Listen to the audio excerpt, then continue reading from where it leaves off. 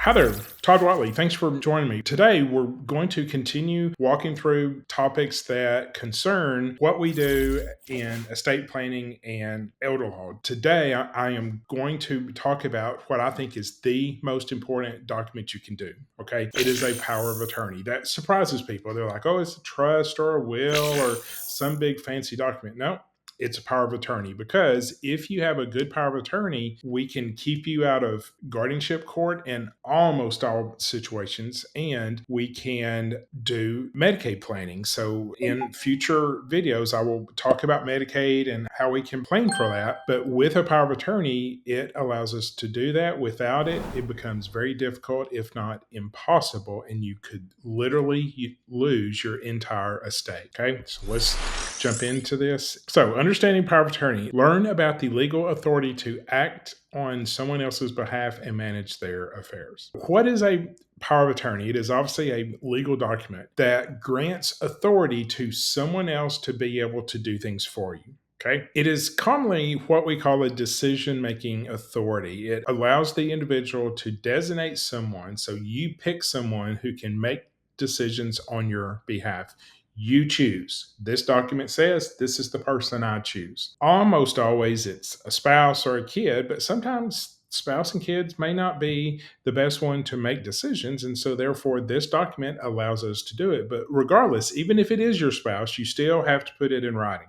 All right. There are two different types of powers of attorney. I do two different documents, but a lot of attorneys combine this into one, which there's pros and cons to that. But I do two different documents, one for financial, one for healthcare. And so you can actually pick two different people. If someone's really good with money but may not be the best standing over your deathbed, pick the person that's really good for finances and pick the person who's really good at healthcare.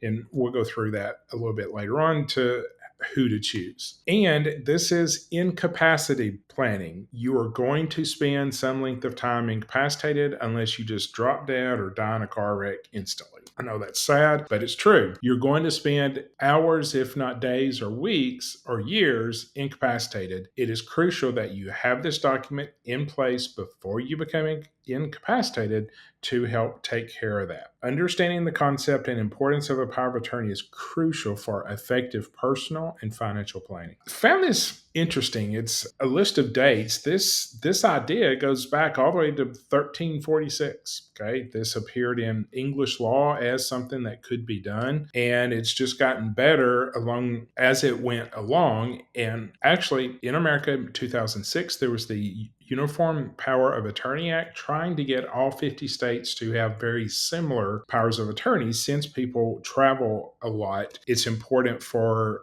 these documents to work in every state and kind of be similar in each state. And we did that. Then in 2015, with digital assets, something that was brand new, never even heard of it, but now it's becoming a big deal. Now, powers of attorney can help us deal with digital assets. The power of attorney is not a ceremonial, but a great annexation of powers, which must be exercised with sincerity and diligence. Alexander Hamilton, way back then, he recognized the importance of this, that it's not a ceremonial like a transfer of power. It's just, hey, if I can't do something, would you do it? All right. It's pretty simple, pretty straightforward. So there are types of powers of attorney, and this is basically the percentage of people who have those. 25% have financial power of attorney, which is shockingly low. But more people do have healthcare power of attorney, but it's not much more. It's 32%. 18% have both. So that means basically about 62% of the people out there don't have any power of attorney. And that's the purpose of this event, is to tell you, please get it. It's drastically important that you do that. One of the biggest decisions you need to make is who's going to be this agent. Number one, pick someone who is trustworthy. There are legal requirements, and I'll get into this in just a second, but there are legal requirements that this person must do the right thing. But let's don't rely on the law. Let's pick the person who's going to do it best. So a person does need to be trustworthy. They need to be competent. Okay. Like I said, some people are really good with finances and some people are really good with healthcare. Pick the person who is competent in those particular areas. and can do it and will do a good job. Now, availability is not crucial, meaning the person has to live nearby. Particularly with financial, that person can live anywhere else because with today's technology, with the ability to sign documents almost instantly over the internet, FedEx, overnight mail, there are ways for the person to be a financial agent and not be physically close. Now, with healthcare, it's not required that they be close, but it does tend to do better if the healthcare agent is close because they're the ones that are going to make healthcare decisions. And that's good to talk to the doctors, the nurses, and sometimes just being there just kind of gives you a different feeling and ability to more readily recognize what's going on. Okay. Communication is key. You have to let this person know kind of what's going on in your life so that when they do have to step in, they can do it. And so pick someone that you do have communication with or can implement communication very easily. If sometimes people have said, well, my son would be best, but he's in the military, he's in a foreign country. Well, if he's busy out doing military stuff, he may not be able to communicate. And so it's like, well, we can, but just understand there may be some kind of delay. And then obviously shared values, particularly with healthcare stuff. If the person you name as your healthcare advisor or power of attorney should have very similar end of life thoughts as you do. Okay. So just keep that in mind. Here's the process of getting this done and for the future. Number one, assess your need. I am telling you, if you're over the age of 18, you need it. But if you're 60 and above, you absolutely need to do this, have it in place, because if you don't and you become incapacitated, it's too late. Evaluate potential agents. Don't just automatically say, oh, my oldest child, they should do it. No, pick the person who's best. If it's your spouse or if it's not your spouse to make financial decisions, pick someone who does a good job. Discuss it. Discuss the preferences with your attorney, with your families. Let them know what you're doing, who you're choosing, and how this is going to work out. Okay. Review legal requirements. I really recommend. I'm going to show you some resources where you can download this off the internet, and that's effective, that's legal. And I know this sounds very self-serving, but I'm just telling you, you really need to review the legal requirements with an attorney. This is a very important document, could be the most important document that you sign. And I encourage you, don't just download it off the internet, because there's going to be some things that you're going to be hesitant to give powers over to, whatever that word is. And I'm going to convince you that, yes, give them that power. Okay. And if you were doing this without my experience and my recommendations and my advice, you may not do it correctly. Okay. Then execute the document. Make sure it's done correctly. Okay. Each state has different rules, but make sure that you follow the rules in your state to make sure that that document is correctly executed, because if it's not, it's of no value. And then review and update. You need to look at this at least every 5 years. Okay. Banks and financial institutions don't like old documents, and you need to do this over and over again. The newspapers are full of examples of where people have needed it and didn't get it. They became incapacitated. Then we have to go to court, get a guardianship, and it's just a problem. Yes, there are abuses of powers of attorney. I know that's out there. That's in the front of a lot of people's mind, but please understand it's rare, and there are legal consequences that I, as your attorney, which is another reason, have me do your power of attorney and I'll pursue it for you. Okay. There are new laws all the time, but particularly if you are a vulnerable adult, you need to get this done correctly. And if you do it in my office with me supervising this, if someone contests that document, say, oh, she didn't know what she was signing. I was sitting there. I drafted the document. I'm an attorney. I talked to her when she signed it. She met all the legal requirements, and it's very difficult to undo that. So if you think someone's going to contest who you're choosing, again, it's very important that you choose an attorney to do that with. And there are family feuds over healthcare. a lot of famous people. Casey Kasem was the most famous one, that families did not agree on end of life. And so therefore they ended up going to court, guardianship, spent a whole lot of money. Whereas if he had named a healthcare agent and it been done correctly, I think that would have stood. So, some key responsibilities of the agent. Number one, they have to act in your best interest. When you do this document, you are the principal. So, the agent must always act in the best interest of the principal, putting their needs and well being above all else.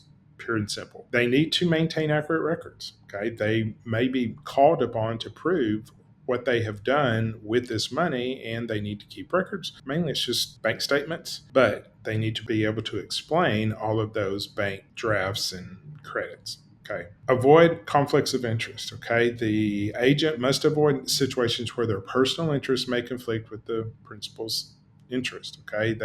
They need to be trustworthy, upstanding people that will do what is in your best interest, not theirs. They need to manage finances responsibly. Obviously, they are writing checks, doing things for you. Pick a person who is good with that and a person who communicates regularly. All right, legal considerations, capacity. Okay. You can have dementia and still sign a power of attorney.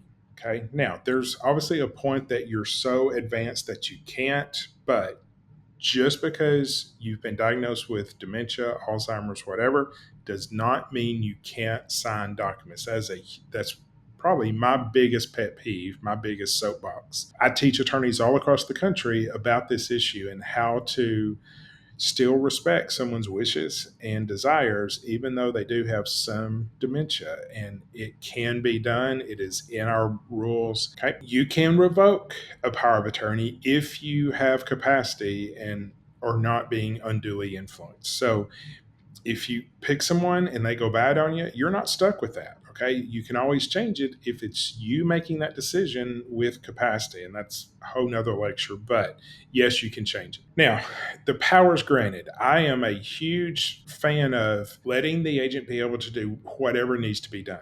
Okay. They need to be given all power to do whatever needs to be done because you don't know what you're going to need later on. And so when you're being offered, do you want your agent to do this? Yes. The answer is yes. You want your agent to do pretty much everything. Again, think back. They have that fiduciary duty. They have to do this in your best interest. Watch for conflicts of interest. Don't make someone have to step into a situation where there is a conflict. Should I spend this money on mom or should I spend it on me? If I don't spend it on mom, I can keep it. That's why sometimes kids aren't the best choices to be the agent under the power of attorney. All right, effective date. I encourage you to make your power of attorney immediately effective. Okay. You can make it so that it doesn't become effective until you're deemed to be incapacitated, but sometimes that process of being deemed to be incapacitated can be contentious and might throw us into court. So it is my recommendation that you just make it immediately effective. There's no hoops to jump through. Nothing needs to be done for us to be able to use this document and for your agent to do things. If you sign one that is springing, as we call it, that your agent has no power until you're deemed to be incapacitated, and that can be a problem. Obviously, make sure that your power of attorney is compliant with the state laws. Another good reason to go to an attorney because they're obviously going to do it based on that state's laws. Advantages. Okay. There are a ton of advantages. The ability to have someone make important decisions on your behalf. That's crucial. Okay. It avoids guardianship in all but very, very limited circumstances. A huge cost savings. Okay. Court is expensive. Guardianship is expensive just to get this thing in place to do something. But as we will talk about in future videos, there is Medicaid, and I can get a married person on Medicaid and protect pretty much everything that they have if they have an effective power of attorney that allows the agent to do what needs to be done. Okay. And that you're probably only going to get that advice in an elder law attorney's office. And peace of mind, knowing that your affairs will be well managed by the person you have chosen. Now, what if no POA is there? Okay, we basically it spirals out of control. I will tell you, there will have to be a court appointed guardian. The guardian will have to make decisions based on the judge's approval. And every year, the guardian has to go to court to prove what they have done, to show all the money they've spent, to talk about how you're doing, where you're living. It's just a public nightmare. Okay. And I would suggest that we don't do guardianship. Guardianships are very common, very quickly used, but if you have a power of attorney, it is not likely that you will need a guardianship. Here's some resources. If you will call our office, we do have a summary of powers of attorney discussing powers of attorney versus guardianship. I mean, we have tons of things we can send you. Would love to send that to you. You can email us at the office. Probably the best thing is just call 479-601-4119. Call the office and we will get you some information on powers of attorney. Consult an estate planning attorney, or better yet, an elder law attorney, to make sure that you get all of those powers in there that you need. There are agencies and online templates that you can do powers of attorney. And if you just absolutely could not go to see an attorney, I would rather have a not so good power of attorney as opposed to no power of attorney. Okay. But even with the not so good one, it can be deemed useless and you can lose all of your assets if you're not careful, because you're not going to put the powers in there that really need to be in there. I know it sounds self-serving, but again, this is the most important document you can do. You should do it with advice from an attorney. Okay. You should say thank you for not going on for 3 hours. Okay. I literally could talk 3 hours just on powers of attorney because they are so important and there's so many ins and outs and different things with them. So if you haven't done that, please do that in preparation or in conjunction with your other estate planning documents. And if you have not done that and you would allow us to do it, we would be honored. I am one attorney, Lauren's the other attorney. There's Doug, Sarah, Pearl, Tricia, and sometimes even Ian. So we have an office of people that would love to work with you. We would be honored if you would let us do this for you. So please give us a call, 479-601-4119. All right. Thanks.